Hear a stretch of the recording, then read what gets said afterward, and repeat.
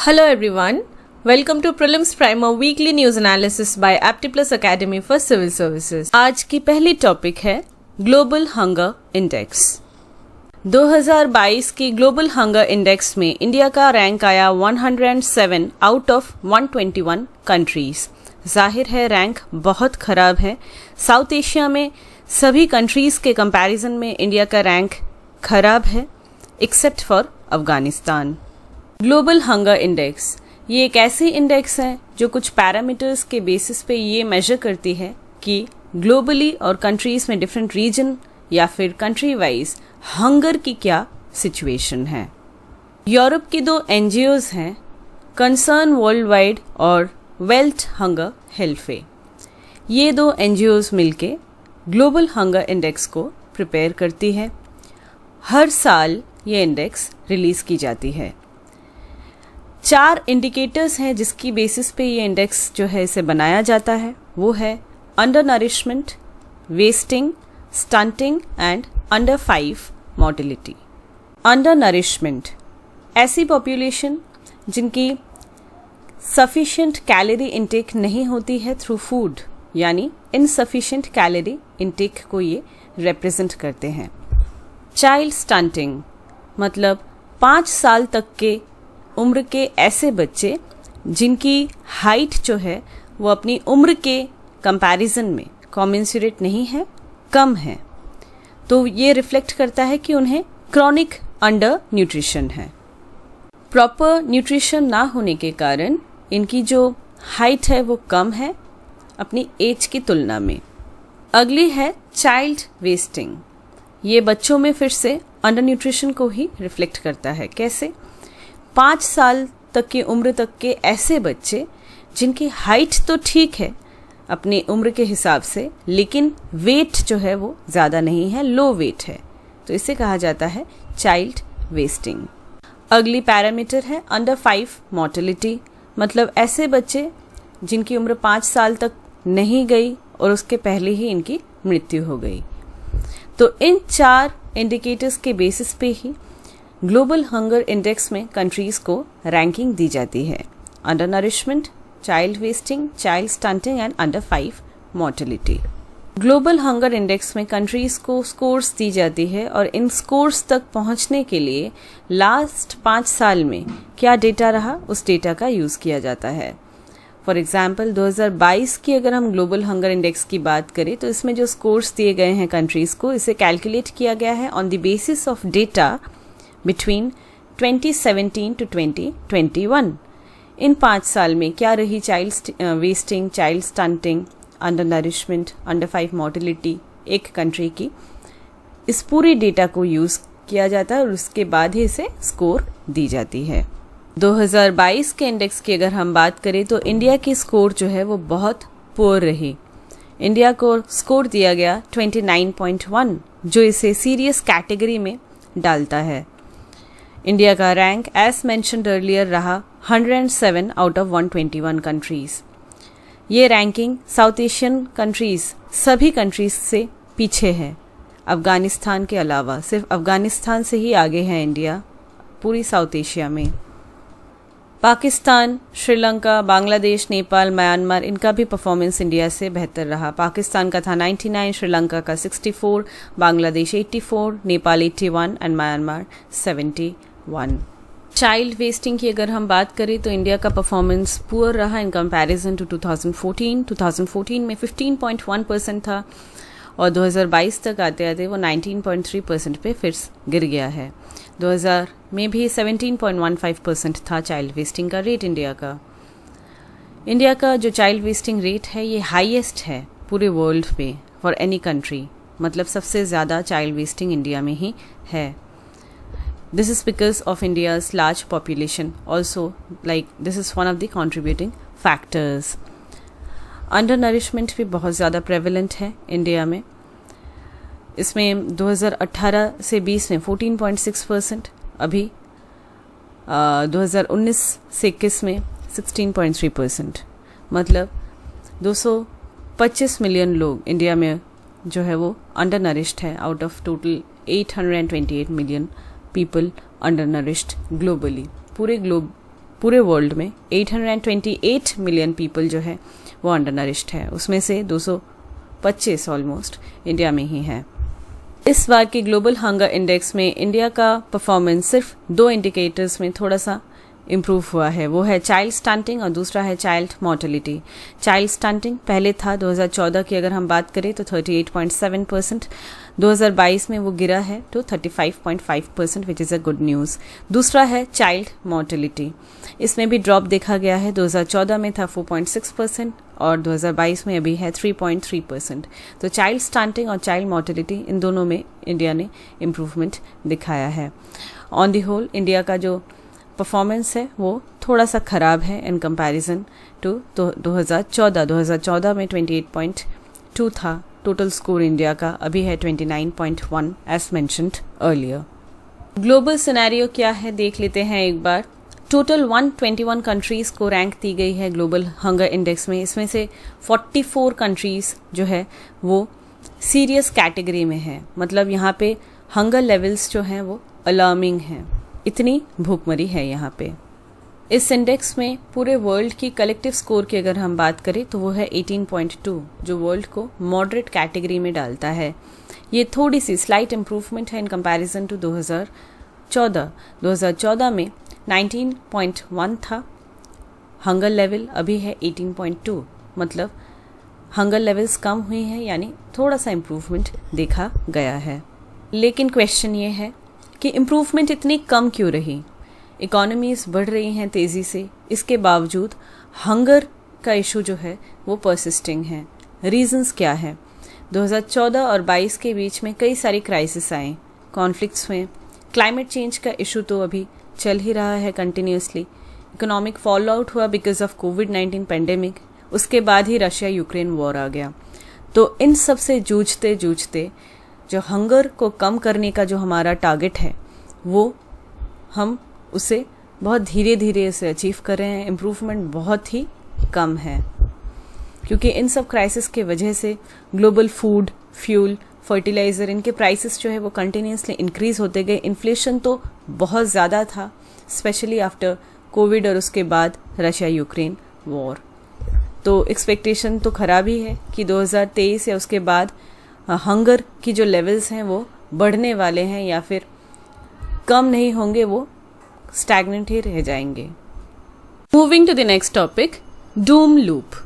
कई सारे इकोनॉमिस्ट्स ने वार्निंग दी है कि यूरोप जो है वो डूम लूप की तरफ बढ़ सकता है।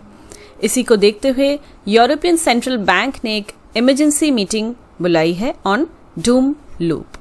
डूम लूप इकोनॉमी में वॉलेटिलिटी की वजह से कई बार देश की जो बैंकिंग सिस्टम है वो एक बहुत वल्नरेबल सिचुएशन में चली जाती है, सर्कल ऑफ वल्नरेबिलिटी, जिससे वो निकल नहीं पाती। इसी को कहते हैं डूम लूप। समझेंगे, जब देश की इकोनॉमिक सिस्टम में किसी एक पार्ट में शॉक लगने की वजह से दूसरे पार्ट में भी रिस्क्स आने शुरू हो जाते हैं, मतलब it's like a domino effect, तो in that case doom loop जो है वो एक्टिवेट हो सकता है, circle of vulnerability. For example, banks में अगर नॉन परफॉर्मिंग असेट्स बहुत ज़्यादा बढ़ गए हैं, लिक्विडिटी इश्यूज हैं, तो in that case banks contract कर जाएंगे, वो लेंडिंग नहीं करेंगे। जब वो लेंड नहीं करेंगे तो इकोनॉमिक एक्टिविटी जो है वो देश की वो भी स्लो डाउन हो जाएगी। जो गवर्नमेंट बॉन्ड्स हैं, जो सॉवरेन बॉन्ड्स जिससे गवर्नमेंट पैसा रेज करती है मार्केट से, उनके भी प्राइसेस कम हो जाएंगे, और जब प्राइसेस कम हो जाएंगे तो गवर्नमेंट के पास रेवेन्यू कम होगा। रेवेन्यू ताकि रहे इसके लिए गवर्नमेंट टैक्सेस तो बढ़ाएंगे ही बढ़ाएंगे। तो इकोनॉमिक एक्टिविटी स्लो डाउन हो चुका है पूरी तरीके से, इकोनॉमी वीक है, ऊपर से टैक्सेस बढ़ाने की नौबत आ जाती है, स्पेंडिंग को भी कट डाउन करना पड़ता है फाइनेंशियल स्ट्रेस से जूझने के लिए।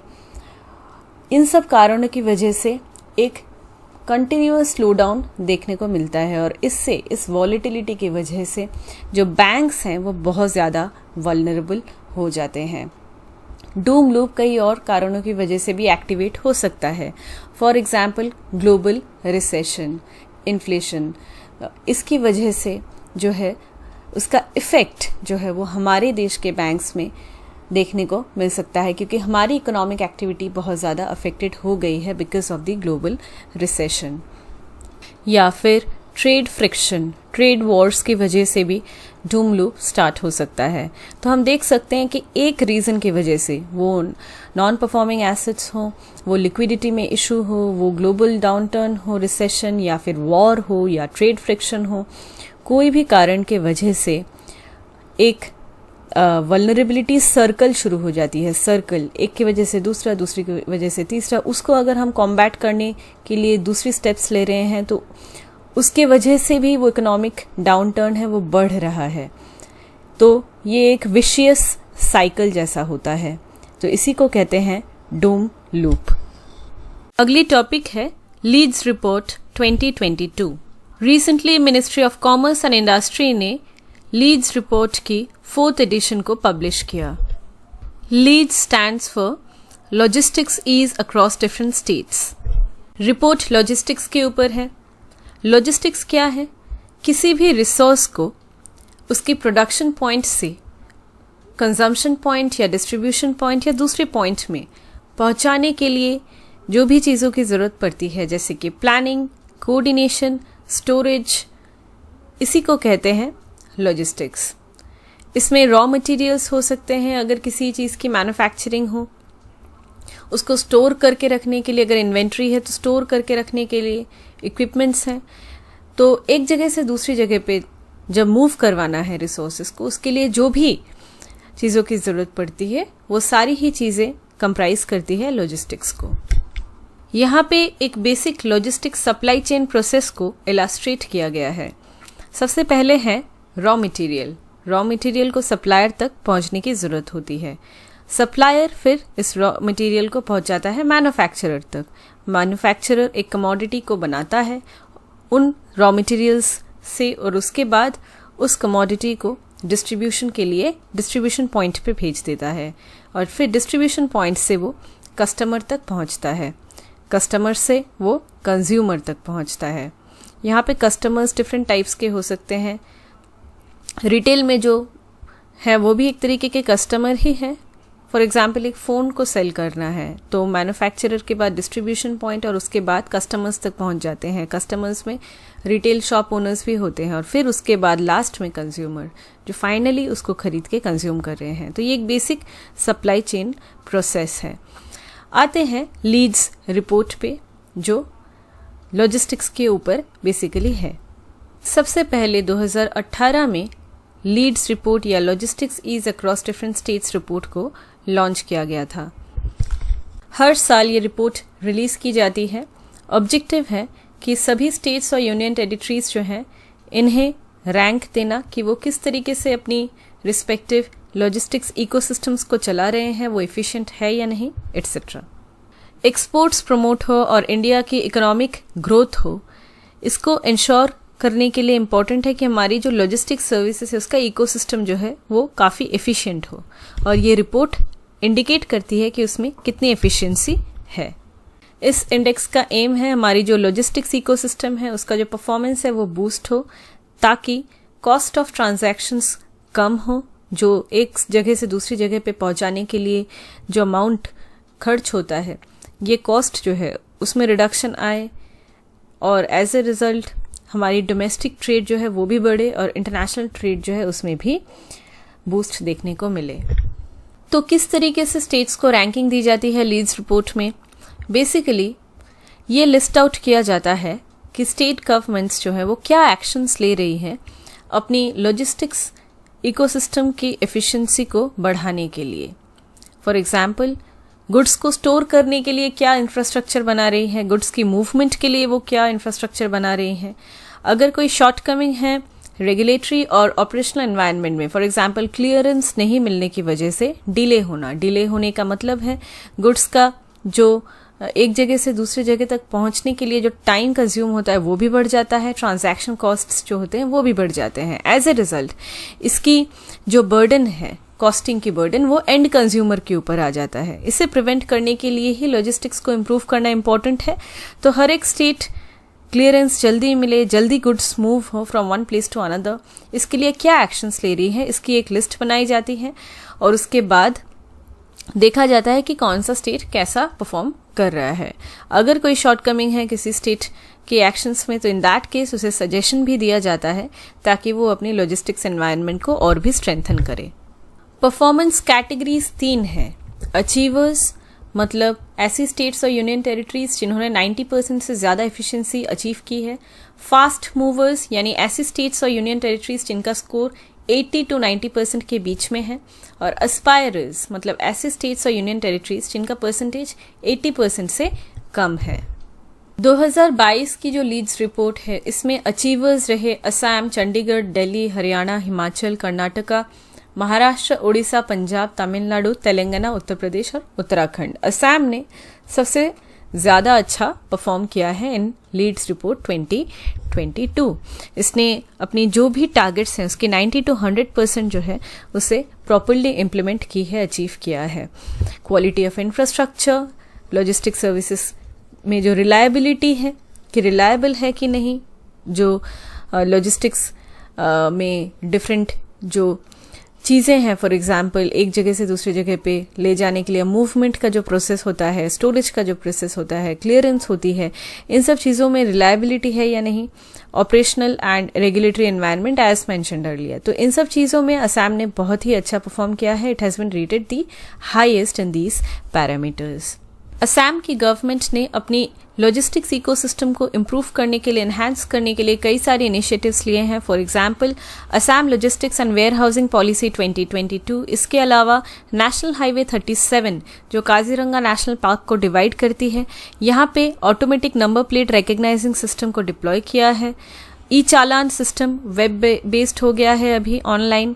इसके अलावा ड्राइवर्स एंड कंडक्टर्स के लिए ट्रेनिंग स्कूल को सेटअप किया है गुवाहाटी में।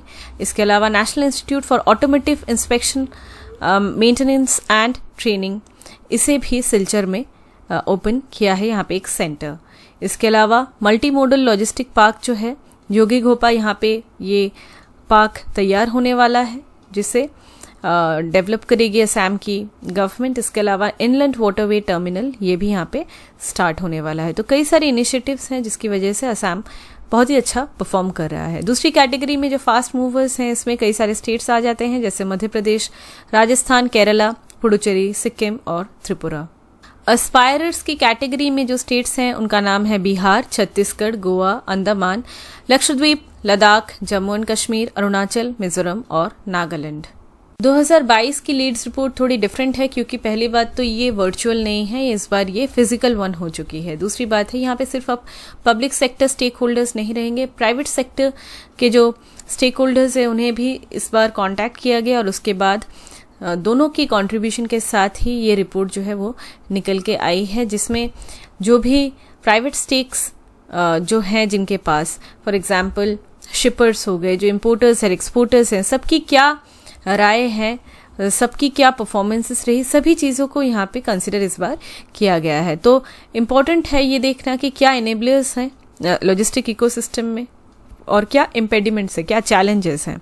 सिग्निफिकेंस बहुत है लीड्स रिपोर्ट की। ये इंडिकेट करता है कि लॉजिस्टिक्स इकोसिस्टम को इम्प्रूव करने के लिए जो भी इनिशिएटिव्स लिए जा रहे हैं वो क्या परफॉर्म कर रही है डिफरेंट स्टेट्स में थ्रू आउट दी कंट्री। इसके अलावा पीएम गति शक्ति नेशनल मास्टर प्लान जो है इसकी इम्प्लीमेंटेशन में भी असिस्ट करता है Leeds report. National logistic policy जो है उसको भी लीड्स रिपोर्ट जो है उसमें क्या गैप्स रह रही है इम्प्लीमेंटेशन में। ऑलरेडी जो एग्जिस्टिंग लॉजिस्टिक सर्विसेज इंफ्रास्ट्रक्चर है, जो रेगुलेटरी एनवायरनमेंट है, वहाँ पे क्या गैप्स रह रही हैं, इसको आइडेंटिफाई किया जाता है with the use of this report. India के लॉजिस्टिक सेक्टर की अगर हम बात करें तो जीडीपी की 4% कंट्रीब्यूट करता है इंडिया का लॉजिस्टिक सेक्टर। इसमें 22 मिलियन लोग जो हैं वो एसोसिएटेड है लॉजिस्टिक सेक्टर के साथ। 2019 में इंडिया की जो लॉजिस्टिक सेक्टर थी उसमें उसकी वैल्यू रही 15.1 लाख करोड़, मतलब अनऑर्गेनाइज सेक्टर में सबसे ज़्यादा 99% लॉजिस्टिक सेक्टर जो है वो अनऑर्गेनाइज सेक्टर में है, जिसमें ट्रक ओनर्स हैं, ब्रोकर्स हैं, ट्रांसपोर्ट कंपनीज हैं, स्मॉल स्केल वेयर हाउसेस हैं, जो कस्टम्स में ब्रोकर्स रहते हैं वो रहते हैं। इसमें 99% जो है वो पूरा अनऑर्गेनाइज्ड में ही है और बाकी जो है वो ऑर्गेनाइज्ड वे में लॉजिस्टिक सेक्टर को संभाला जाता है। 2021 में एक report I global survey on digital and sustainable trade facilitation report, इस रिपोर्ट के अनुसार इंडिया का स्कोर रहा 90.3%, यानी इंडिया बहुत ही अच्छा परफॉर्म कर रहा है लॉजिस्टिक्स सेक्टर में। और इसके पहले 2019 में इसकी स्कोर थी 78.5%, तो 78.5 से 90.3% जंप बहुत हाई है। तो इंडिया बहुत ही अच्छा परफॉर्म कर रहा है, जाहिर है।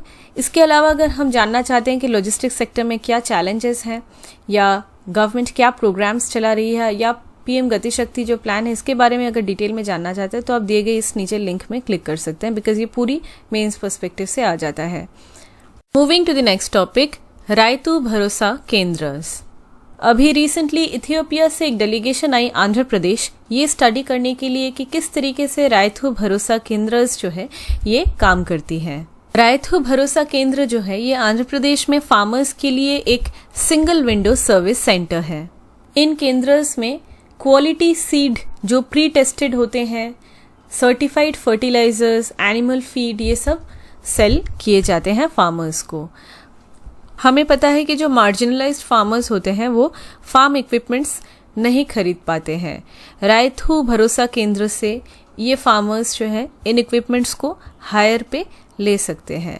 इनफैक्ट वो अपनी जो प्रोड्यूस होती हैं क्रॉप्स की उसे सेल भी कर सकते हैं मिनिमम सपोर्ट प्राइस पे।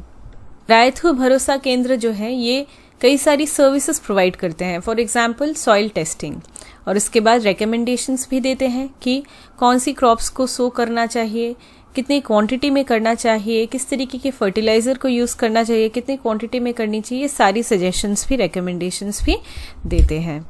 इन केंद्रों के द्वारा स्टेट गवर्नमेंट जो है वो क्रॉप इंश्योरेंस पेमेंट करती है, ग्रेन्स को प्रोक्योर करती है, पेमेंट्स भी करती है फार्मर्स को। तो आंध्र प्रदेश की गवर्नमेंट ने 10,700 से भी ज़्यादा रायतू भरोसा सेंटर्स को अभी सेटअप किया है पूरी स्टेट में। ऑब्जेक्टिव है एग्रीकल्चरल आउटपुट को इंक्रीज करना, क्वालिटी सीड्स को प्रोवाइड करना, क्वालिटी और क्वांटिटी क्रॉप यील्ड की इम्प्रूव करना, प्रोडक्शन कॉस्ट को कम करना, फार्मर्स को नई स्किल्स प्रोवाइड करना ताकि वो समय के साथ आगे बढ़े और एग्रीकल्चर जो है वो भी और भी आगे बढ़े। काफ़ी सिग्निफिकेंट है रायतू भरोसा केंद्र, ये जो स्कीम है ये इंटरैक्शन को बढ़ाता है फार्मर्स, एग्रीकल्चरल साइंटिस्ट्स और एग्रीकल्चरल ऑफिसर्स के बीच में एट द विलेज लेवल। इन रायतू भरोसा केंद्रों में नई जो टेक्नोलॉजिकल इक्विपमेंट्स हैं उन्हें डिस्प्ले किया जाता है और इसके अलावा फार्मर्स को ट्रेनिंग भी प्रोवाइड की जाती है। सॉइल और वेदर कंडीशंस क्या है इसके ऊपर जो इन्फॉर्मेशन है इसे भी प्रोवाइड की जाती है फार्मर्स को। इससे फार्मर्स को हेल्प हो जाती है कि वो किस तरीके से अपनी क्रॉपिंग पैटर्न को चेंजिंग वेदर के साथ बदलें और इसका लाभ उठाए ताकि ज़्यादा से ज़्यादा क्रॉप यील्ड हो और क्रॉप डैमेज भी कम हो।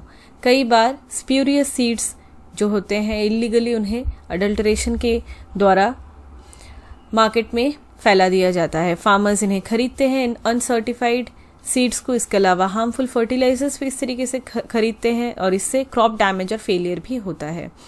इन सेंटर्स में सर्टिफाइड सीड्स मिलते हैं तो ये प्रॉब्लम यहीं पे एड्रेस हो जाता है। इसके अलावा इन सेंटर्स में हमने देखा कि साइंटिफिक जो एक डिपार्टमेंट है वो तो अटैच्ड है ही, जो साइंटिस्ट्स हैं वो कंटिन्यूसली मॉनिटर करते हैं, जो एग्रीकल्चर से जुड़े जो भी इंफॉर्मेशन है कंटिन्यूसली प्रोवाइड करते रहते हैं फार्मर्स को। इसके अलावा हॉर्टिकल्चर और एग्रीकल्चर डिपार्टमेंट से जुड़े जो ग्रेजुएट्स हैं ये भी इस सेंटर के स्टाफ है जो फार्मर्स को हेल्प करते हैं कि कौन सी क्रॉप्स को उगाना चाहिए साइंटिफिकली। इस डिसीजन लेने में काफ़ी मदद करते हैं। इसके अलावा फार्मर्स को वो हेल्प करते हैं कि किस तरीके से मिनिमम सपोर्ट प्राइस पे वो अपनी प्रोड्यूस को सेल कर सकते हैं और ई क्रॉपिंग, जियो टैगिंग, इन सब चीज़ों की वो मदद ले सकते हैं। अगली टॉपिक है स्लेंडर लॉरिस। रिसेंटली तमिलनाडु में इंडिया की पहली स्लेंडर लॉरिस सैंक्चुरी को नोटिफाई किया गया है। स्लेंडर लॉरिस ये एक ऐसी ऑर्गेनिज्म है जो इंडिया और श्रीलंका में पाई जाती है। ये जो जीनस है लॉरिस, इसके दो स्पीशीज है, रेड स्लेंडर लॉरिस जो श्रीलंका में पाई जाती है और ग्रे स्लेंडर लॉरिस जो श्रीलंका और इंडिया दोनों जगहों पे पाई जाती है। इस इमेज में हम देख सकते हैं कुछ इस तरीके से दिखती है स्लेंडर लॉरिस। IUCN के रेड लिस्ट में स्लेंडर लॉरिस जो है ये इंडेंजर्ड कैटेगरी में बिलोंग करती है और इंडिया की जो वाइल्ड लाइफ प्रोटेक्शन एक्ट है 1972 की, इसमें ये शेड्यूल 1 में प्रोटेक्टेड है। शेड्यूल 1 यानी ऐसी एनिमल्स जिन एनिमल्स को कंप्लीट प्रोटेक्शन दी गई है, एब्सोल्यूट प्रोटेक्शन दी गई है। स्लेंडर लॉरिस एक ऐसी एनिमल है जिसे हंट नहीं किया जा सकता, इसकी लीगल ट्रेडिंग नहीं की जा सकती, काफ़ी ज़्यादा पनिशमेंट्स इसमें होते हैं, पेनल्टी बहुत ज़्यादा है। स्लेंडर लॉरिस जो है ये बहुत ही इंपॉर्टेंट रोल प्ले करता है अपनी इकोसिस्टम में। ये एक बायोलॉजिकल प्रेडेटर है पेस्ट्स की, मतलब एग्रीकल्चरल क्रॉप्स में कई सारे पेस्ट्स होते हैं जिससे क्रॉप डैमेज होता है, इन पेस्ट्स को स्लेंडर लॉरिस खा जाती हैं, तो ये काफ़ी ज़्यादा मददगार साबित होता है फार्मर्स के लिए। स्लेंडर लॉरिस जो है ये नॉक्टर्नल मैमल है, मतलब ये रात के समय एक्टिव रहती है और दिन में ये सो जाती है। आर्बोरियल भी है, मतलब अपनी जिंदगी की ज़्यादातर समय ये पेड़ों में गुजार देती है। Tropical rain forest, scrub forest और सेमी डेसिडस फॉरेस्ट या स्वॉम्स में भी ये पाई जाती है। इंडिया की अगर हम बात करें तो ईस्टर्न घाट्स में ये लार्जली पाई जाती है, स्पेशली करूर और दिंदुगुल फॉरेस्ट डिवीजन में जो तमिलनाडु के एरिया में है। 2016-17 के सेंसस की अगर हम बात करें तो कादावुर रिजर्व फॉरेस्ट में इसकी जो पॉपुलेशन वो 3,500 थी स्लेंडर लॉरिस की, एट प्रेजेंट ही अराउंड 5,000 होगी। मेजर थ्रेट्स की अगर हम बात करें तो हैबिटेट लॉस, हंटिंग, पेट ट्रेड, रोड किल्स, रोड में एक्सीडेंट्स हो जाती हैं, इन सब चीज़ों के लिए इनकी जो प्रोटेक्शन है इसे एनहांस किया गया है और इसीलिए सैंक्चुरी भी बनाई गई है ताकि ये अच्छे से प्रोटेक्टेड रहे। हमने बताया कि कादावुर स्लेंडर लॉरिस में सैंक्चुरी जो है इससे स्टार्ट किया गया है, तो स्लेंडर लॉरिस स्पीशीज को कंजर्व करने की इमीडिएट ज़रूरत है। इस बात को रिकग्नाइज करते हुए कादावुर स्लेंडर लॉरिस सैंक्चुरी को स्टार्ट किया गया है। 11,000 से भी ज़्यादा हेक्टेयर्स ऑफ फॉरेस्ट एरिया में इसे डेजिग्नेट किया गया है स्लेंडर लॉरिस के लिए। ये काफ़ी इम्पोर्टेंट हैबिटेट होने वाला है स्लेंडर लॉरिस की। तमिलनाडु की वेदासंदुर, दिंदीगुल, नाथम, कादावुर, ये सब एरियाज जो हैं ये कवर हो जाएंगी इस सैंक्चुरी में। इन एरियाज में जितना भी फॉरेस्ट एरिया है इसे रिजर्व फॉरेस्ट के हिसाब से क्लासिफाई किया गया है। ये एक हॉटस्पॉट है स्लेंडर लॉरिस की। स्लेंडर लॉरिस जो है ये हिली एरिया में medium to high temperature areas में रहते हैं, एलिवेशन 1200 मीटर सी लेवल से, और यहाँ पे स्लेंडर लॉरिस की ग्रोथ काफ़ी ज़्यादा होती है। Moving to the next topic, snow leopard. Arunachal Pradesh के नामदाफा नेशनल पार्क में स्नो लेपर्ड को कभी स्पॉट नहीं किया गया है, लेकिन फिर भी स्टेट के जो वाइल्ड लाइफ ऑफिशियल्स हैं वो वेट कर रहे हैं 2021 की एक सर्वे की डेटा की, क्योंकि उन्हें लग रहा है कि स्नो लेपर्ड स्टेट में हो भी सकता है। नामदाफा नेशनल पार्क के बारे में बात करते हैं। ये अरुणाचल प्रदेश के चांगलांग डिस्ट्रिक्ट में है। ये एक बायोडाइवर्सिटी हॉटस्पॉट है ईस्टर्न हिमालयस की, जहाँ पे 1,000 से भी ज़्यादा फ्लावरिंग प्लांट्स हैं और 1400 से भी ज़्यादा एनिमल्स हैं। यहाँ पे बहुत सारे लार्ज डिप्टेरोकार्प फॉरेस्ट्स हैं। ये एक तरीके के particular type of flowering plants को कहा जाता है। नामदाफा नेशनल पार्क जो है ये इंडिया का 4th लार्जेस्ट नेशनल पार्क है इन टर्म्स ऑफ एरिया। ये पटकई और डाफा बम जो मिश्मी हिल्स में है, इन दोनों के बीच में नामदाफा नेशनल पार्क जो है वो स्थित है, बेसिकली ईस्टर्न हिमालयन सब रीजन में।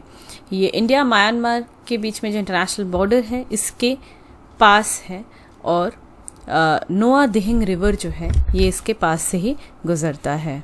1972 में नामदाफा को वाइल्ड लाइफ सैंक्चुरी डिक्लेयर किया गया और 1983 में नामदाफा को एक टाइगर रिजर्व और नेशनल पार्क ये भी डेजिग्नेट किया गया।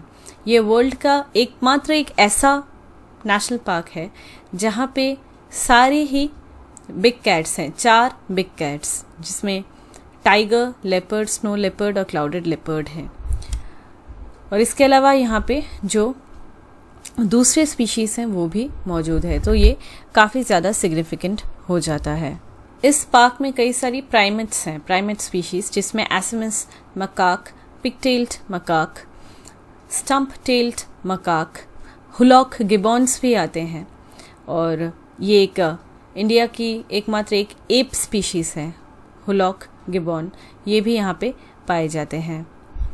इस पार्क में, नेशनल पार्क में बहुत सारे प्लांट्स एनिमल्स तो हैं ही, और ये काफ़ी एक हाई ऑल्टीट्यूड में ये स्थित है, मतलब 200 मीटर से 4000 मीटर रेंज इसकी काफ़ी हाई है। 200 मीटर पे भी जो नामदफा फॉरेस्ट है वो मौजूद है, और 4500 मीटर पे भी, जहाँ पे स्नो कैप्ड माउंटेन्स हैं। अब आते हैं स्नो लेपर्ड पे, जो टॉपिक है बेसिकली। स्नो लेपर्ड जो है वो बहुत एल्यूसिव है, मतलब इसे बहुत इजीली स्पॉट नहीं किया जा सकता, क्योंकि ये स्नो कैप्ड जो माउंटेन्स हैं उसमें इसकी फर कोटिंग ऐसी है कि वो उसमें ब्लेंड हो जाते हैं। आप यहाँ पे स्नो लेपर्ड को देख सकते हैं इस पिक्चर में। स्नो लेपर्ड जो है ये साइबेरियन आइबेक्स, ब्लू शीप, यूरियल, अर्गाली इन जैसे एनिमल्स को खाते हैं हिमालयाज में। तो जिन एरियाज में इन एनिमल्स का प्रेवलेंस है वहाँ पे स्नो लेपर्ड को भी डिटेक्ट करने की प्रोबेबिलिटी बढ़ जाती है। IUCN के रेड लिस्ट में स्नो लेपर्ड को क्लासिफाई किया गया है एज अ वल्नरेबल एनिमल। इसके अलावा Indian wild life protection act 1972 में इसे स्केड्यूल 1 में डाला गया है। स्नो लेपर्ड की डिस्ट्रीब्यूशन की अगर हम बात करें तो ये सेंट्रल एशिया के माउंटेन्स में से पाया जाता है। इसके अलावा हिमालयस के डिफरेंट पार्ट्स में भी पाया जाता है, फॉर एग्जाम्पल लद्दाख, हिमाचल प्रदेश, उत्तराखंड और सिक्किम। अगली टॉपिक है एक्सरसाइज प्रस्थान। अभी रिसेंटली कृष्णा गोदावरी बेसिन में एक्सरसाइज प्रस्थान जो एक सिक्योरिटी एक्सरसाइज है इसे कंडक्ट किया गया। एक्सरसाइज प्रस्थान हर 6 महीने में एक बार इसे कंडक्ट किया जाता है। ये एक बहुत इंपॉर्टेंट एक्सरसाइज है सिक्योरिटी पर्सपेक्टिव से देखते हुए। ऑफशोर एक्सरसाइज है, मतलब ये समुंदर के पास जो विसिनिटी है उस एरिया में इसे कंडक्ट किया जाता है। इसका क्या एम है? बेसिकली मैरीटाइम स्टेक होल्डर्स जो भी हैं उन सभी मैरीटाइम स्टेक होल्डर्स को एक साथ इंटीग्रेट करना, उनकी एफर्ट्स जो हैं उन्हें एक साथ इंटीग्रेट करना, ताकि हमारा जो मैरीटाइम सिक्योरिटी है, ऑफशोर डिफेंस जो सी एरिया के पास है, विसिनिटी में जो एरिया है वहाँ पे जो डिफेंस है वो स्ट्रेंथन होती रहे। ऑफशोर एक्सरसाइज है तो जाहिर है नेवी इसे कंडक्ट करती है। इस बार कई सारे पार्टिसिपेंट्स रहे, फॉर एग्जांपल ONGC, वेदांत, ये सब जो है ये मैरीटाइम सिक्योरिटी के डोमेन में अभी पार्टिसिपेट कर रहे हैं विथ टाइम। कोस्ट गार्ड ने भी पार्टिसिपेट किया, फिशरीज डिपार्टमेंट ने पार्टिसिपेट किया। तो काफ़ी ये एक मल्टी स्टेक होल्डर एक्सरसाइज रहा। तो किस तरीके की एक्सरसाइज थी? इसमें टेररिस्ट इंट्रूजन, अगर टेररिस्ट इंट्रूड कर जाते हैं तो उसको किस तरीके से हम टैकल कर सकते हैं। बॉम्ब एक्सप्लोड हो गया तो हम किस तरीके से उस सिचुएशन को हैंडल करेंगे। कैजुअलिटी को इवैक्यूएशन, अगर कोई डेथ हो जाती है लोगों की तो उन्हें कैसे इवैक्यूएट करें। सर्च एंड रेस्क्यू ऑपरेशंस किस तरीके से चलाई जानी चाहिए। फायर अगर है, ऑयल स्पिल हो जाए ओशन में, या इस तरीके की अगर प्रॉब्लम्स आती हैं तो कॉम्बैट करने के लिए क्या स्टेप्स लेने चाहिए, इसी को इस एक्सरसाइज में परफॉर्म किया गया बाय दी कंटिंजेंसीज। ये एक्सरसाइज एक अपॉर्चुनिटी था सभी स्टेक होल्डर्स के लिए, ताकि वो अपनी रेडीनेस को असेस कर सके कि इस तरीके की मुश्किलों में वो किस तरीके से रिस्पॉन्ड करेंगे, कॉम्बैट करेंगे सिचुएशन को, और किस तरीके एक साथ कोऑर्डिनेटेड वे में, सिनर्जाइज्ड मैनर में ऑपरेट कर सकेंगे। अगली टॉपिक है inter operable regulatory sandbox. Recently RBI ने इंटर ऑपरेबल रेगुलेटरी सैंडबॉक्स के लिए एक SOP, स्टैंडर्ड ऑपरेटिंग प्रोसीजर को अनाउंस किया है। सबसे पहले तो समझते हैं रेगुलेटरी सैंडबॉक्स। हमें पता है एट प्रेजेंट बहुत सारी नई नई एप्लीकेशंस आ रही हैं, स्टार्टअप्स आ रहे हैं, फिनटेक कंपनीज आ रही हैं, बैंक्स जो है वो कई सारी फाइनेंशियल प्रोडक्ट्स को मार्केट में लॉन्च कर रही हैं। इसके अलावा दूसरी फाइनेंशियल कंपनीज भी हैं या एंटिटीज़ भी नई नई प्रोडक्ट्स को मार्केट में लॉन्च करती रहती हैं। तो कई बार ये बहुत ज़्यादा सक्सीड कर जाती हैं, लेकिन ऐसा कई बार होता है कि ये मार्केट में फ्लरिश नहीं कर पाती हैं और पूरी तरीके से रैप अप हो जाती है, ये चल नहीं पाती हैं। तो रेगुलेटरी सैंडबॉक्स क्या है? बेसिकली ये एक ऐसा फ्रेमवर्क है जहाँ पे जो रेगुलेटर है वो इन फिनटेक स्टार्टअप्स को, इन इनोवेटर्स को एक कंड्यूसिव एनवायरनमेंट प्रोवाइड करेंगे, ताकि वो लाइव एक्सपेरिमेंट कर सके एक कंट्रोल्ड एनवायरनमेंट में, रेगुलेटर के सुपरविजन में। मतलब इन प्रोडक्ट को वो मार्केट में वाइड स्केल इसकी लॉन्च होने से पहले टेस्ट कर सके उस छोटे से रेगुलेटरी एनवायरनमेंट में कि वो किस तरीके से परफॉर्म कर रहा है, उसमें क्या बेनिफिट्स हो रही हैं, उसमें क्या खामियां हैं, उसको किस तरीके से दूर किया जा सकता है। रेगुलेटरी सैंडबॉक्स, क्या रेगुलेशंस जो मार्केट में जब वो लॉन्च हो जाएगा तब लगेंगी, और उन्हीं रेगुलेशंस को अभी इस वक्त अगर हम रखें तो कैसा परफॉर्म कर रहा है वो पर्टिकुलर प्रोडक्ट, इसको चेक करने के लिए एक फ्रेमवर्क तैयार किया जाता है और इसी को कहते हैं रेगुलेटरी सैंडबॉक्स। मतलब एक कंट्रोल्ड, जैसे होता है ना प्री टेस्ट, मॉक टेस्ट, तो उसी तरीके से मॉक टेस्ट के हिसाब से आप अपने प्रोडक्ट को अच्छी तरीके से पहले देख लो और उसके बाद ही वाइड स्केल उसकी जो लॉन्च है उस पे जाओ। तो बेसिकली यहाँ पे लर्निंग बाय डूइंग अप्रोच यहाँ पे अडॉप्ट किया गया है। इसमें कई सारी सेफगार्ड्स रहेंगी। रेगुलेटर जो है वो अपनी जो डिफरेंट स्टार्टअप कंपनीज उनके पास, मतलब फिनटेक्स और टेक कंपनीज जो प्रोडक्ट लॉन्च कर रही हैं इनोवेटिव प्रोडक्ट्स, उन्हें अलाउ करेंगी और इसमें लिमिटेड नंबर ऑफ एंट्रेंट्स रहेंगे कि ऐसा नहीं है सभी आ गए टेस्ट करने के लिए। लिमिटेड नंबर ऑफ एंट्रेंट्स रहेंगे, वो अपनी प्रोडक्ट्स को यहाँ पे टेस्ट कर पाएंगे इस कंट्रोल्ड एनवायरनमेंट में। तो पायलट बेसिस में जब ये प्रोडक्ट्स टेस्ट किए जा रहे हैं, जो भी फिनटेक कंपनीज हैं उनके द्वारा इस रेगुलेटरी सैंडबॉक्स में, तो कुछ रेगुलेटरी रिलैक्सेशंस भी दिए जाते हैं लिमिटेड पर्पस के लिए, कि कुछ रिलैक्सेशंस दे दिए कि जैसे कि मार्केट में जब कोई एक प्रोडक्ट आता है तो उसमें कई सारी क्लॉज ऐड हो जाती है, आप इनको बेच सकते हो, आप इनको नहीं बेच सकते हो, आप इस पर्टिकुलर प्रोडक्ट में कोई भी फाइनेंशियल प्रोडक्ट हो, फॉर एग्जाम्पल हमें पता है कि कुछ कुछ ऐसे NBFCs में ऐसे होता है कि डिपॉजिट्स नहीं ले सकते ज़्यादा अमाउंट की, या फिर चेक्स नहीं दे सकते। तो ये सारी तो नियम ही हैं। तो अगर ऐप्स की हम बात कर ले, फाइनेंशियल ऐप्स की अगर हम बात कर ले, तो उसमें भी कई सारी प्रोविजंस रहते हैं। अगर बहुत ज़्यादा रेगुलेशंस आ जाए तो ये ब्रीथ ही नहीं कर पाएंगे, पहले ही कोलैप्स कर जाएंगे। इसीलिए जब पायलट बेसिस में इनकी टेस्टिंग होती है तो रेगुलेटरी रिलैक्सेशंस दी जाती हैं थोड़ी बहुत, कि थोड़ी बहुत कम हम यहाँ पे रूल्स रेगुलेशंस आपके ऊपर लगा रहे हैं, आप टेस्ट कर लो कैसा परफॉर्म कर रहा है और अकॉर्डिंगली फिर उसके ऊपर चेंजेस लाए जाएंगे।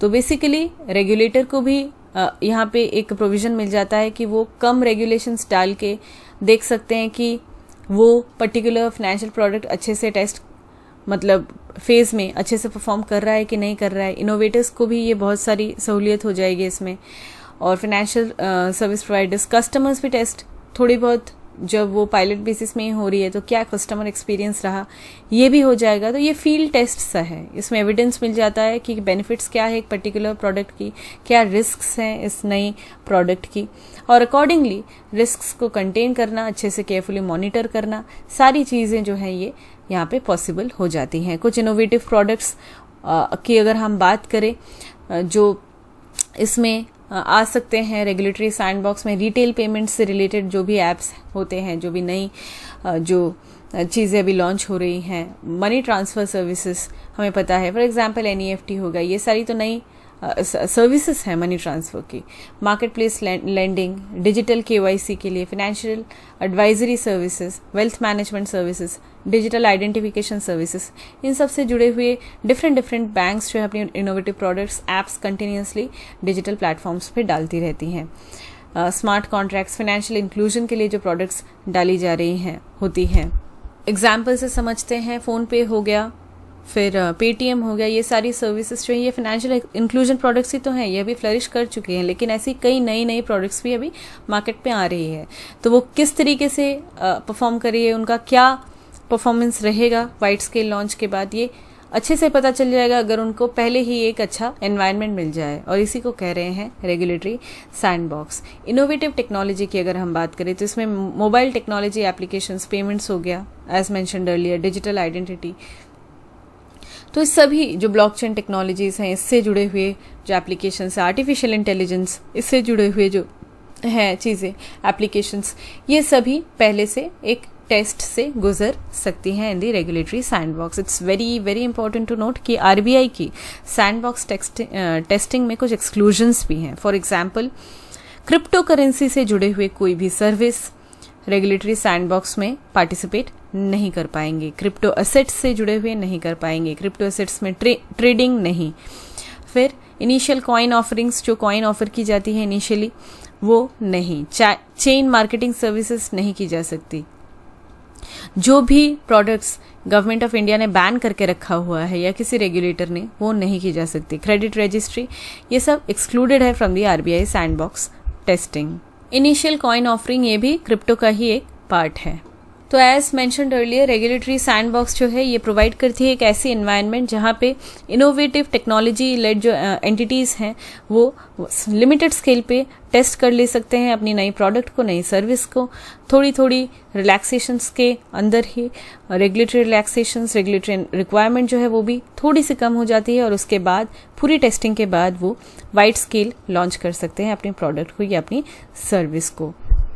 कई सारी बेनिफिट्स हैं रेगुलेटरी सैंडबॉक्स की। फॉर एग्जांपल, पहला तो ये है कि एम्पेरिकल एविडेंस मिल जाता है फर्स्ट हैंड कि बेनिफिट्स क्या हैं और रिस्क क्या है एक नई टेक्नोलॉजी की जिसे अभी लॉन्च किया गया है। दूसरा ये है, बैंक्स को ये हेल्प करता है कि वो नई टेक्नोलॉजी के साथ इंटीग्रेट करे अपनी बिजनेस प्लान्स को, और उसके लिए पहले ही टेस्टिंग हो गई तो रिस्क जो है वो कम हो जाएगा ना। अगर पहले से ही प्रूवन है मेथड जो है या जो सर्विस प्रोवाइड किया जा रहा है, वो वायबिलिटी चेक हो जाती है प्रोडक्ट की। वाइड स्केल ऐसा नहीं है 1 साल के अंदर वो रैप अप हो गया, प्रोडक्ट चला ही नहीं मार्केट में, क्योंकि एक्सपेंसिव होता है ना रोल आउट करना पूरे एक पूरी टेक्नोलॉजी को, एक इनोवेटिव प्रोडक्ट को। उसके बाद कितना डैमेज हो जाता है अगर वो रैप अप हो जाता है, मार्केट में नहीं चलता है तो वायबिलिटी चेक हो जाती है। फाइनेंशियल इंक्लूजन तो होता ही है, क्योंकि अभी फिनटेक कंपनीज बहुत सारी सॉल्यूशंस प्रोवाइड कर रही है फाइनेंशियल इंक्लूजन के लिए। पेमेंट हो, क्यूआर कोड से लेके हर तरीके से अभी पेमेंट किया जा सकता है, मनी ट्रांसफ़र हो, सेकंड्स में मनी ट्रांसफ़र हो रही हैं। तो ये सारी ही चीज़ें फाइनेंशियल इंक्लूजन को इंश्योर करती है, और ये पॉसिबल इसलिए है क्योंकि नई नई प्रोडक्ट्स और सर्विसेज अभी मार्केट में कंटिन्यूसली आ रही है। माइक्रो फाइनेंस हो, स्मॉल सेविंग्स हो, माइक्रो इंश्योरेंस प्रोडक्ट्स हो, रेमिटेंसेस हो, मोबाइल बैंकिंग, डिजिटल पेमेंट, सब कुछ जो है ये पॉसिबल अभी हो पा रहा है। तो नई प्रोडक्ट आने से पहले टेस्ट हो जाए वही बेहतर है। Regulatory based decision making, reduced costs, improved access to financial services, ये सारी चीज़ें बेनिफिट्स हैं। यहाँ पे टॉपिक था इंटरऑपरेबल रेगुलेटरी सैंडबॉक्स। अब इस पे आते हैं। अगर एक पर्टिकुलर सर्विस हो या फिर एक फाइनेंशियल प्रोडक्ट हो, उसके अलग अलग रेगुलेटर्स हैं, हमें इंडिया में पता है। कभी कहीं पे सेबी है, कहीं पे आरबीआई है। तो जब डिफरेंट रेगुलेटर्स हो जाते हैं तो इन दैट केस वो डिफ़िकल्ट हो जाएगा।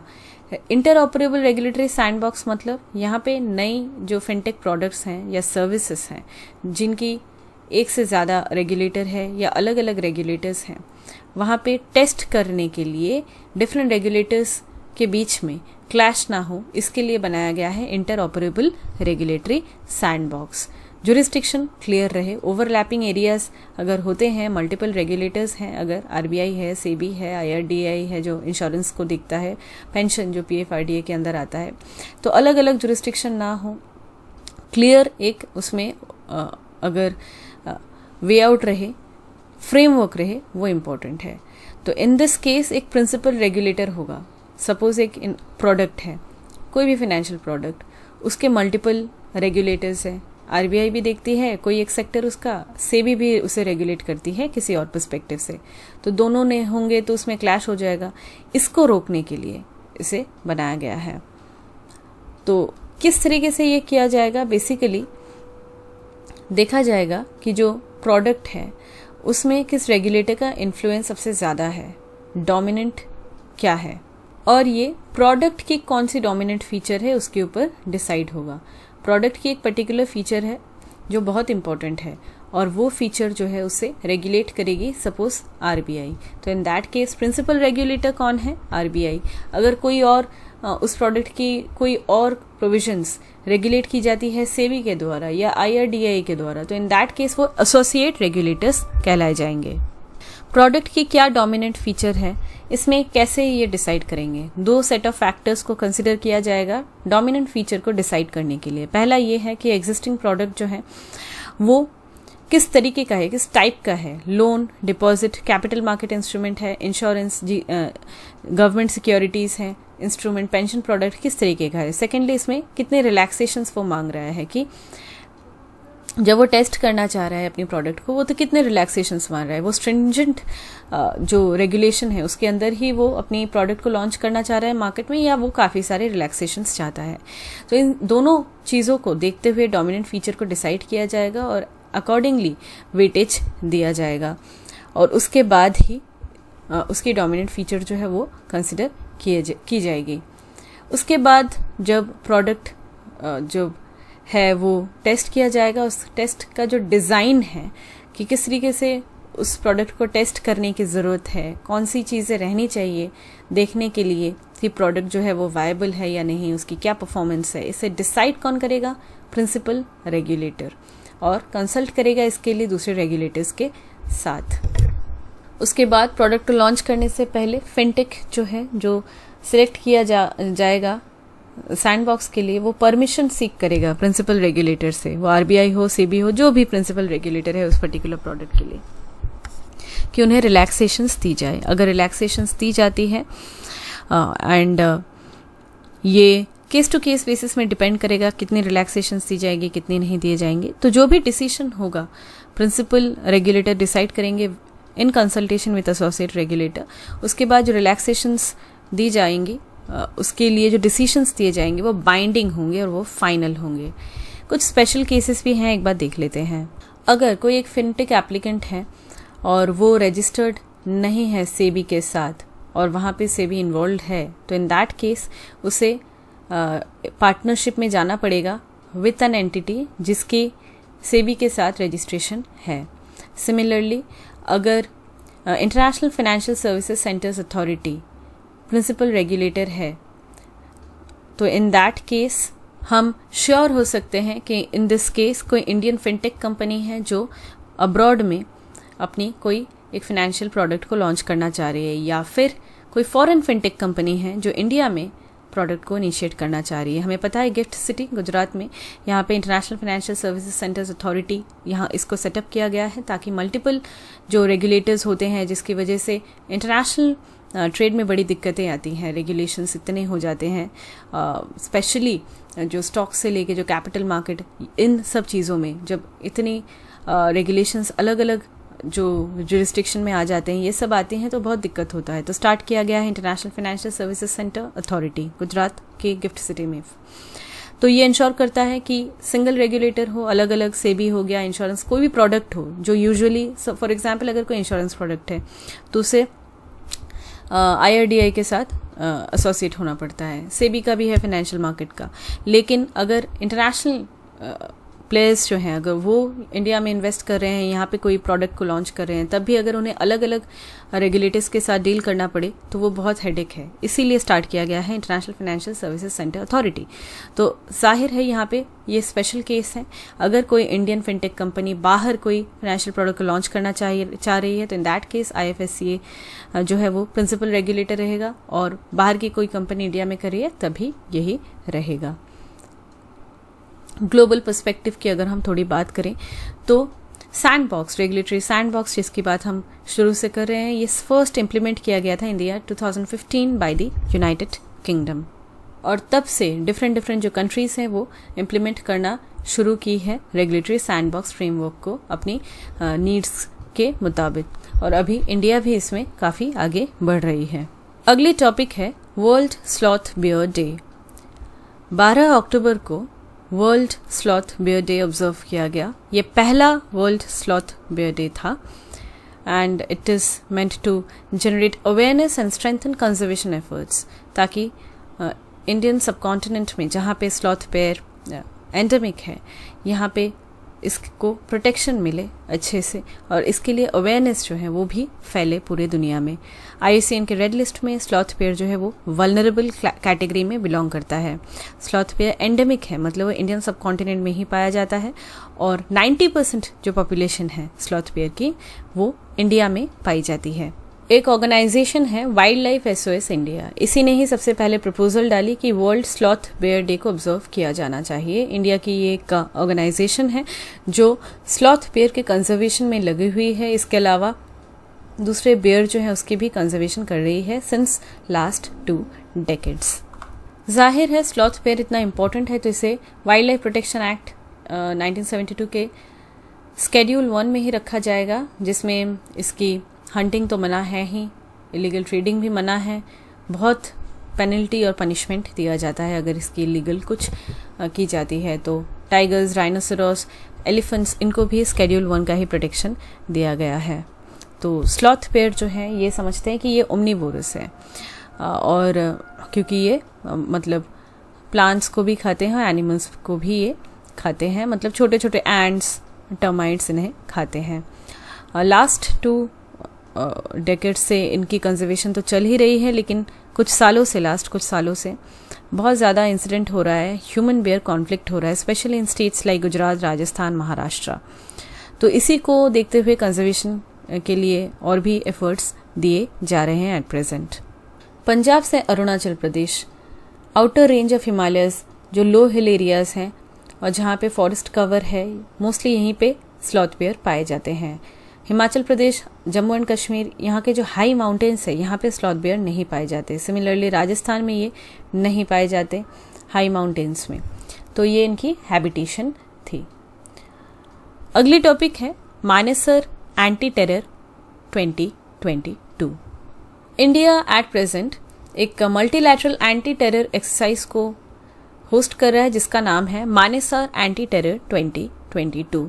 मानेसर एंटी टेरर जो है ये SCO, that is Shanghai cooperation organisation के फ्रेमवर्क के अंदर आ जाता है। स्पेशली SCO का जो रैट्स है, रीजनल एंटी टेरर स्ट्रक्चर, इसके अंदर ये आता है। शंघाई कोऑपरेशन ऑर्गेनाइजेशन के अंदर जो रैट्स हैं, regional anti terrorist structure, rats के जो मेंबर कंट्रीज हैं, ये मेंबर कंट्रीज एक दूसरे के साथ अपनी एक्सपर्टीज को एक्सचेंज करे, बेस्ट प्रैक्टिसेस को एक्सचेंज करे, एक सिनर्जी लाए एक दूसरे के साथ, ताकि टेररिस्ट एक्टिविटीज से किस तरीके से कॉम्बैट किया जा सके, इसकी एक प्रॉपर फ्रेमवर्क बने, इसके लिए कैपेबिलिटीज एनहांस हो, एंटी टेररिस्ट ऑपरेशंस जो हैं इसकी कैपेबिलिटीज में एनहांसमेंट्स आए, अगर थ्रेट्स आते हैं, सिक्योरिटी थ्रेट्स, तो कलेक्टिवली किस तरीके से इसको काउंटर किया जा सकता है, ये सभी चीज़ें जो हैं ये इंश्योर की जाती है थ्रू दिस एक्सरसाइज। रैट्स जो है हमें पता है ये शंघाई कोऑपरेशन ऑर्गेनाइजेशन या SCO का एक परमानेंट ऑर्गेनाइजेशन है, परमानेंट ऑर्गन है, जिसकी हेडक्वार्टर्स जो है वो उज्बेकिस्तान के ताशकेंत में है।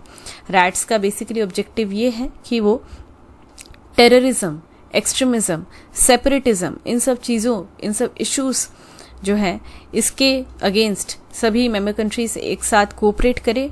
इस कोऑपरेशन को फैसिलिटेट करता है रैट्स, इस कोऑर्डिनेशन को फैसिलिटेट करता है रैट्स, और इसी को मद्देनजर रखते हुए ये मानेसर एंटी टेररिस्ट जो एक्सरसाइज है इसे कंडक्ट किया जा रहा है बाय इंडिया। अगली टॉपिक है quality council of India.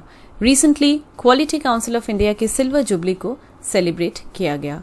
Quality council of India को 1997 में सेटअप किया गया था, इस्टेब्लिश किया गया था। ये पब्लिक प्राइवेट पार्टनरशिप मॉडल है, और ये जो है ऐसी एक मॉडल है जो नीदरलैंड्स उस टाइम पे इसी तरीके की काउंसिल को रन करती थी, और उसी से इंस्पायर हुआ India. Quality council of India जो है ये जॉइंटली सेटअप की गई है by the government of India and Indian industry, जिसके 3 एसोसिएशंस हैं, इंडस्ट्री एसोसिएशंस, जिसमें आता है ASSOCHAM, that is associated chambers of commerce and industry of India, दूसरा है कॉन्फेडरेशन ऑफ इंडियन इंडस्ट्री, और तीसरा है federation of the Indian chambers of commerce and industry, FICCI. तो फिक्की, CII और एसोचैम, इन तीनों को मिलके होता है इंडियन इंडस्ट्री। ये इंडियन इंडस्ट्री और गवर्नमेंट ऑफ इंडिया दोनों ने मिलके जॉइंटली सेटअप किया क्वालिटी काउंसिल ऑफ इंडिया को। क्वालिटी काउंसिल ऑफ इंडिया जो है वो इस्टेब्लिश हुआ under the societies registration act 1860, ताकि ये बेसिकली क्या करता है, डिफरेंट जो प्रोडक्ट्स हैं, सर्विसेज हैं, इन्हें डिफरेंट सेक्टर्स में इन्हें एक एक्रेडिटेशन देता है, और उसके बाद ही उसकी क्वालिटी जो है वो इंश्योर होती है कि हाँ ये अच्छी क्वालिटी की है। तो बेसिकली एक तरीके की क्वालिटी अश्योरेंस है जो क्वालिटी काउंसिल ऑफ इंडिया देती है। क्वालिटी काउंसिल ऑफ इंडिया जो है ये एक इंडिपेंडेंट बॉडी है जो काम करती है गवर्निंग बॉडी के डायरेक्शंस के अंदर।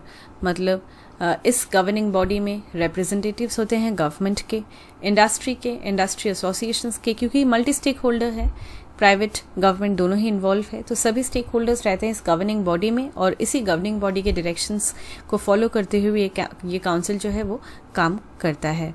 इसे कोई फंड या फाइनेंशियल सपोर्ट गवर्नमेंट से नहीं मिलता। Very very important to note that it does not get any funds और financial support from the government. ये एक self sustaining non profit organisation है जिसकी खुद की अपनी रूल्स हैं। Quality council of India product की अश्योरेंस तो देता ही है, इसके अलावा ये कई सारी सर्वेस को कंडक्ट करते हैं। फॉर एग्जांपल एक्सटेंसिव सर्वे, ये देखने के लिए कि स्वच्छ भारत मिशन जो है इसकी सक्सेस रेट क्या रही, इसको मेजर किया क्वालिटी काउंसिल ऑफ इंडिया ने। इसके अलावा अभी हमें पता है योगा जो है वो पूरी दुनिया में प्रैक्टिस की जाती है, लेकिन कहीं पे भी कुछ भी किसी भी तरीके से योगा प्रैक्टिस ना हो, इसके लिए एक voluntary certification system quality council of India ने इंट्रोड्यूस किया ताकि स्टैंडर्डाइज रहे योगा प्रैक्टिसेस पूरी दुनिया में, और इन सर्टिफिकेट्स को क्वालिटी काउंसिल ऑफ इंडिया ही प्रोवाइड करती है। It's very very important to note कि क्वालिटी काउंसिल ऑफ इंडिया के जो चेयरमैन हैं उसे हमारे देश के जो प्राइम मिनिस्टर हैं वो नॉमिनेट करते हैं। अगली टॉपिक है living planet report. Monitored wild life population, wild life population जिन्हें मॉनिटर किया जाता है, इसमें mammals, birds, amphibians, reptiles, fishes सब आते हैं। इनकी जो पॉपुलेशन है इनमें ड्रॉप देखा गया है 69% की ड्रॉप 1970 और 2018 इसके बीच में 69% का ड्रॉप हुआ है, and this is according to the latest living planet report. Living planet report जिसे लॉन्च करती है, रिलीज करती है world wild life fund. Living planet report basically हर 2 साल में एक बार पब्लिश की जाती है, every 2 years by the world wild fund for nature. It's very very important कि world wide fund for nature जो है ये अकेले नहीं करती है, इसके साथ जूलॉजिकल सोसाइटी ऑफ लंदन भी रहती है, तो ये एक जॉइंट एंडेवर है। 1998 से इसे लॉन्च किया जा रहा है। तो बेसिकली लिविंग प्लैनेट इंडेक्स जो है ये इकोलॉजिकल फुटप्रिंट को कैलकुलेट करती है, मतलब ये देखती है कि हमारे प्लैनेट का क्या हेल्थ है, एनिमल्स, प्लांट्स कैसे अफेक्टेड हो रहे हैं ह्यूमन एक्टिविटी की वजह से, क्या इम्पैक्ट है, और ह्यूमैनिटी का जो डिमांड है किस तरीके से वो अर्थ की कैपेसिटी से ज़्यादा है, बढ़ गया है। एज ए रिजल्ट अर्थ खुद को सस्टेन किस तरीके से नहीं कर पा रहा है, दिक्कतें आ रही हैं, क्लाइमेट चेंज हो रहा है, डिस्ट्रक्शन हो रहा है। तो इन सभी चीज़ों को अपनी रिपोर्ट में रिलीज करता है लिविंग प्लैनेट रिपोर्ट। इस साल की क्या फाइंडिंग्स है थोड़ी और अच्छे से हम देख लेते हैं। 1970 से 2018 मतलब 48 ईयर्स के पीरियड में 69% डिक्लाइन देखा गया है average monitored wild life population की, एज मेंशन्ड बिफोर। इस रिपोर्ट में कहा गया है कि लैटिन अमेरिका और करीबियन रीजन्स में सबसे ज़्यादा लार्जेस्ट डिक्लाइन देखा गया है मॉनिटर्ड वाइल्ड लाइफ पॉपुलेशन की ग्लोबली। एवरेज डिक्लाइन 94% तक का रहा 1970 और 2018 के बीच में इन एरियाज में, लैटिन अमेरिका और करीबियन रीजन्स में। वही अगर हम अफ्रीका की बात करें तो यहाँ पे वाइल्ड लाइफ पॉपुलेशन जो है इसकी पॉपुलेशन भी कम हुई है बाई 66%। एशिया पैसिफिक में पॉपुलेशन गिरी है बाई 55%। तो सिचुएशन बहुत ही ग्रेव है। इस रिपोर्ट के अनुसार फ्रेश वाटर जो ऑर्गेनिजम्स हैं इनकी पॉपुलेशन में सबसे ज़्यादा डिक्लाइन देखा गया है, average 83% decline between 1970 and 2018। IUCN red list में साइकैड्स हैं। साइकैड्स ये एक ancient group of seed plants हैं।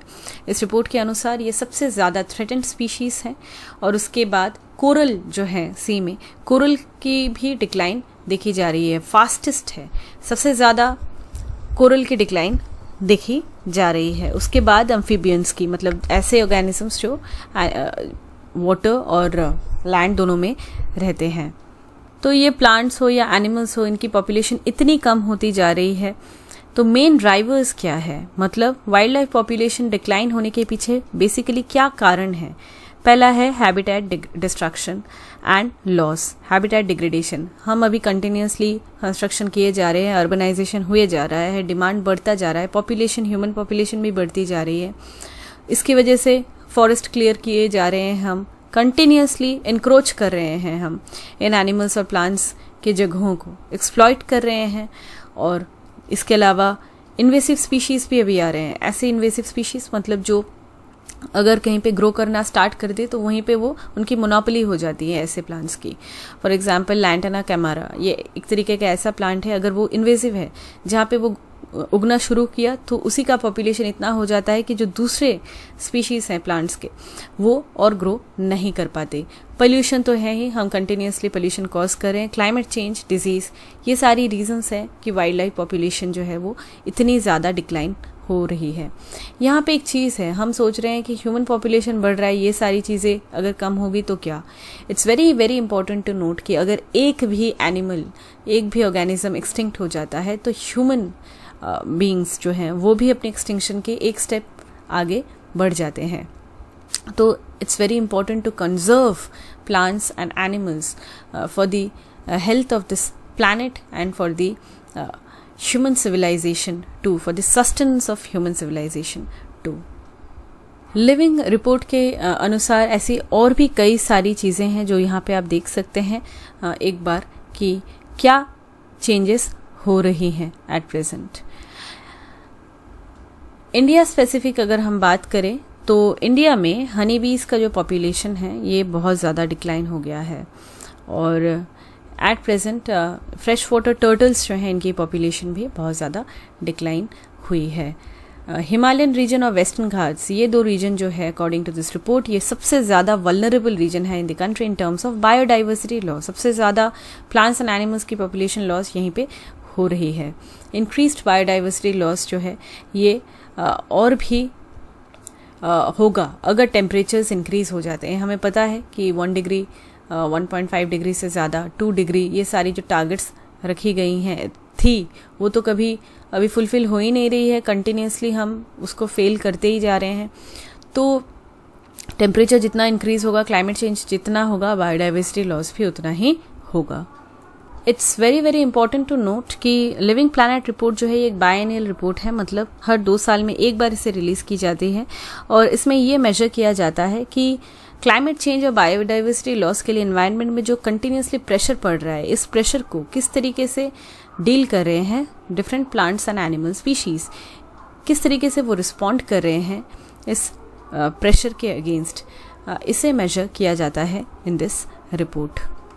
World wild life fund for nature जो लिविंग प्लैनेट रिपोर्ट को रिलीज करती है, ये एक लीडिंग कंजर्वेशन ऑर्गेनाइजेशन है जो 100 से भी ज़्यादा कंट्रीज में काम करती है। 1961 में इसे एस्टैब्लिश किया गया था। इसकी हेडक्वार्टर्स हैं स्विट्ज़रलैंड के ग्लैंड में। मिशन है नेचर को कंजर्व करना और जो प्रेसिंग इश्यूज हैं उसे रिड्यूस करना, अर्थ की जो डाइवर्सिटी है उसे जो थ्रेटन कर रहे हैं जो इश्यूज उन्हें एड्रेस करना, बायोडाइवर्सिटी जो है उसे कंटिन्यूसली कंजर्व करते रहना, यही इस ऑर्गेनाइजेशन का एम है। ये कोलैबोरेट करती है with different people at different levels around the world ताकि इनोवेटिव सॉल्यूशंस डेवलप होते रहे, इनोवेटिव सॉल्यूशंस डिलीवर होते रहे जो कम्युनिटीज़ वाइल्ड लाइफ को प्रोटेक्ट करते रहें जहाँ पे हम जी रहे हैं, हमारी पूरी जो सस्टेनेंस है जिसके ऊपर डिपेंडेंस है। World wild life fund for nature zoological society of London इसके साथ मिलकर लिविंग रिपोर्ट निकालती है। तो ये जूलॉजिकल सोसाइटी ऑफ लंदन जो है ये एक इंटरनेशनल कंजर्वेशन चैरिटी है जो वाइल्ड लाइफ कंजर्वेशन पे काम कर रही है। 1826 में इसे बनाया गया था इस ऑर्गेनाइजेशन को। कुछ प्रैक्टिस क्वेश्चंस हैं, आपको बताना है कौन से ट्रू हैं कौन से false. Number 1, The Living Planet report is published every year jointly by the Worldwide Fund for Nature and Zoological Society of London since 1998. Number 2, Exercise Prasthan is a bilateral exercise between the Indian Army and Royal Thai Army. Number 3, the Global Hunger Index is a tool that measures and tracks hunger globally as well as by region and by country. It is prepared by Food and Agricultural Organization. The Global Hunger Index is calculated annually. Number 4, a doom loop is a circle of vulnerability where a country's banking system can be severely hurt by volatility in the economy. Number 5, classified as endangered by the International Union for Conservation of Nature or IUCN Red List and listed in Schedule 1 species of the Indian Wildlife Protection Act 1972. Snow leopards are elusive mountain cats whose survival depends on primarily wild ungulates. Number 6, sloth bears are listed under Schedule 1 of the Wildlife Protection Act of 1972. The species has the same level of protection as tigers, rhinos and elephants. Number 7. Manesar anti-terror exercises under the framework of Shanghai Cooperation Organization SCO's Regional Anti-Terrorist Structure or RATS.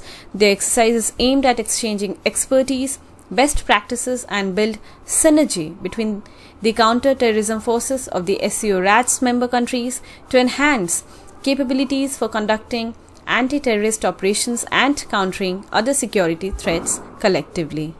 Number 8. The Quality Council of India was set up in 1978. Its key responsibilities include creating timelines and assessing the requirement of the plans, coordination with the stakeholders, methodology formulation, and the overall execution and mobilization of the projects. Number 9. Nameri is the world's only national park with the 4 feline species of big cat, the tiger, the leopard, snow leopard, and clouded leopard, as well as large number of lesser cats. Number 10. Regulatory sandbox provides an environment to innovate technology-led entities for limited scale testing of a new product or service that may involve some relaxation in a regulatory requirement before a wider scale launch. Products that can be tested include crypto assets and chain marketing services. इसी के साथ we come to an end of this session. Thank you so much.